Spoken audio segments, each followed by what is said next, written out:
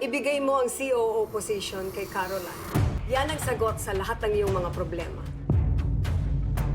Paglabas ni Cindy sa kwarto ay saktong nakasalubong niya si Charleston kung saan sinaad ng binata na pupuntahan sana niya ang mama niya para kumustahin. Agad namang niyakap ni Cindy ang binata, sabay na ngakong gagamitin niya ang anumang meron siya para lang protektahan silang lahat, sabay umiiyak ito.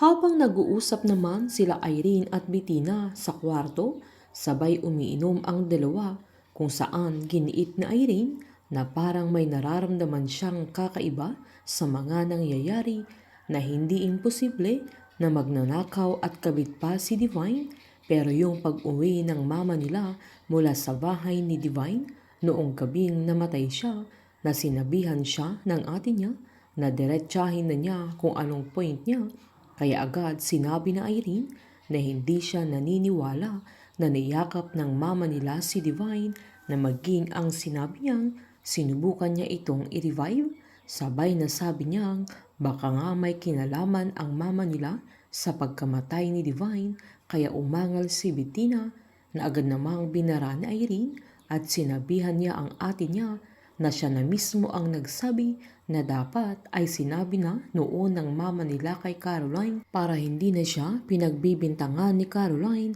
na agad namang sinabi ni Bettina na narinig naman nila ang paliwanag ng mama nila na ginawa niya ang nararapat para sa pamilya nila, na si Caroline na naman ang sinisisi niya, pero alam niya sa sarili niya na pwedeng totoo ang mga bintang ni Caroline, pero denial lang siya dahil hindi niya matanggap na sakali mang mamamatay tao ang kanilang mama.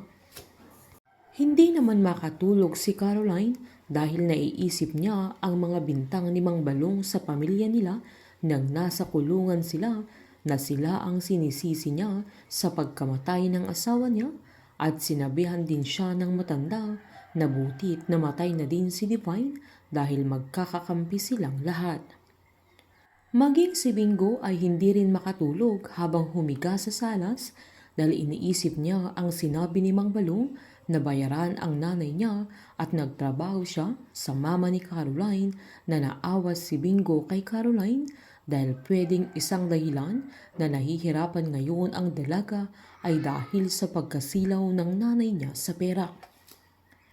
Dahil hindi ito makatulog ay tumayo ito na dahan-dahang pabalik-balik sa harap ng kwarto niya para i-check sana si Caroline, pero nag-aalangan ito na hindi niya alam na nakaupo din ang dalaga habang sinisearch niya sa social media ang tungkol sa building ng mama niya na gumuho, kung saan nakita niya ang pangalan ni Engineer Gilbert Bautista na nabanggit ni Cindy na lover ni Divine. Sakto namang pumasok si Bingo na nakatayo at nagtago sa may kortina, na nagdadalawang isip kung i-check niya ang dalaga. Sakto namang pinagmasdan ni Caroline yung group picture nila Lola Nene kasama si Bingo, nang mapansin niyang parang may gumagalaw sa may kortina, kaya dahan-dahan siyang tumayo at agad niyang ginalaw. Na gulat si Bingo nang makita niya si Caroline. Agad namang kinuha ng dalaga yung cellphone niya at pinakita niya kay Bingo yung tungkol kay Engineer Bautista na siya ang nagtayo sa Orchid Place ni Divine.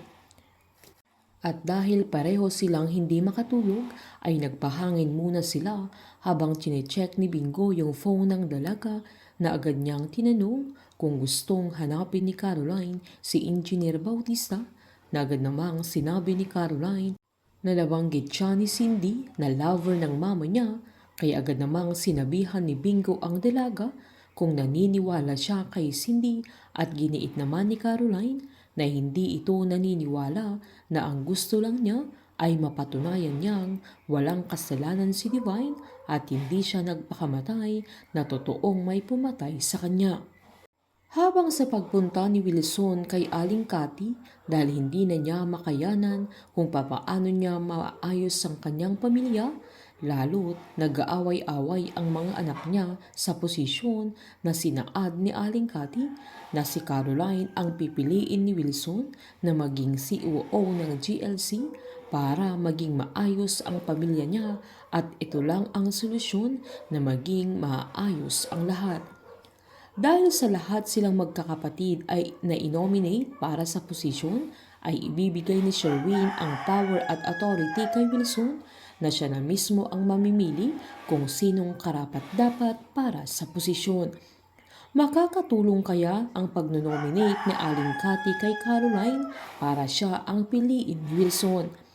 Painit ng painit ang mga tagpo, sabay-sabay po nating subaybayan ang advance episode ng Can't Buy Me Love dito po sa aking channel. Patuloy lamang pong manood at mag-subscribe para ma-update po kayo sa mga susunod na episode. Marami pong salamat.